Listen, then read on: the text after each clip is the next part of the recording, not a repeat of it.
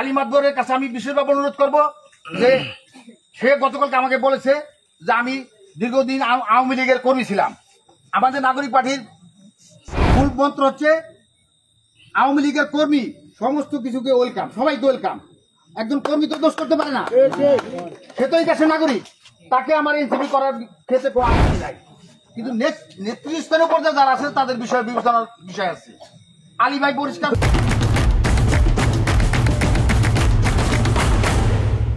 বিবেচনার বিষয় আছে। আলী ভাই পরিষ্কার বলছে আমি এই সময় এটা করতাম, আমি কোনোদিনে বিএনপি করি নাই। আলী ভাই আমার দল করার সদয় সম্মতি জ্ঞাপন করছে। আমি আলী ভাইয়ের কাছে আমি মানে আলী ভাই সহ আলী ভাই ভাই বেরোদা যারা আছে, আমি এটুকু বলতে পারি একজন মানুষের হাসপাতাল, থানা, কোর্ট কাছারি এই গেলে সবচেয়ে বেশি প্রয়োজন একজন মানুষের। এগুলি সব আমি আলী ভাই দেখবো। এমন কোনো জায়গা নাই আলী ভাই যদি কোনো বিপদ হয়, এই বিনোদপুরে আমার আসতে বেশি সময় লাগে না। আমি 25 বছর যাবত মোটর সাইকেল চালাই, আমি এখনো মোটর সাইকেল মানে ভালো 100 চালাই যেতে পারি ইনশাল্লাহ আপনাদের দোয়ার বরকতে। সুতরাং আমার বিনোদপুরে আসতে কোনো সময় লাগবে না। আমি এখন আলী ভাইয়ের বক্তব্য শুনবো, এরপর আমি পর্যায়ক্রমে আমার নেতৃবৃন্দ আছে তাদের বক্তব্য শুনবো, শেষে আপনাদের কারো প্রশ্ন থাকলে সেটা শুনবো। আলী ভাই আপনার এদিকে আসেন। এখন আলী ভাই আমাদের সামনে যেটি কথা বলবে তারপর বক্তব্য শুনবো। এখন আলী ভাই আপনাদের সামনে যেটি কথা বলবে।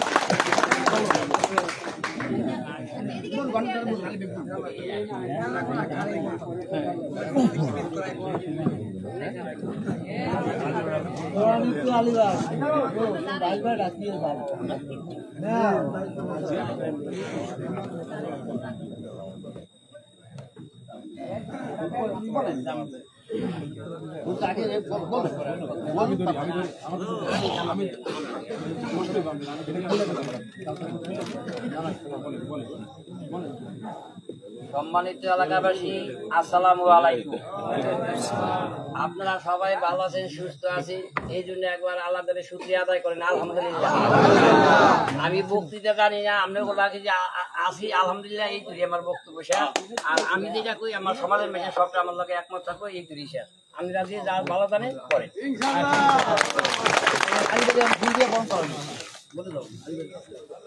জনাব আলী হোসেন মাদবরকে আমাদের এনসিপির পক্ষ থেকে ফুল দিয়ে বরণ করছেন অ্যাডভোকেট রুহুল আমিন ভাই, এনসিপির প্রধান সেক্রেটারি, এবং ইমরান আল নাজির ভাই সহ যারা নেতৃবৃন্দ আছে সকলেই।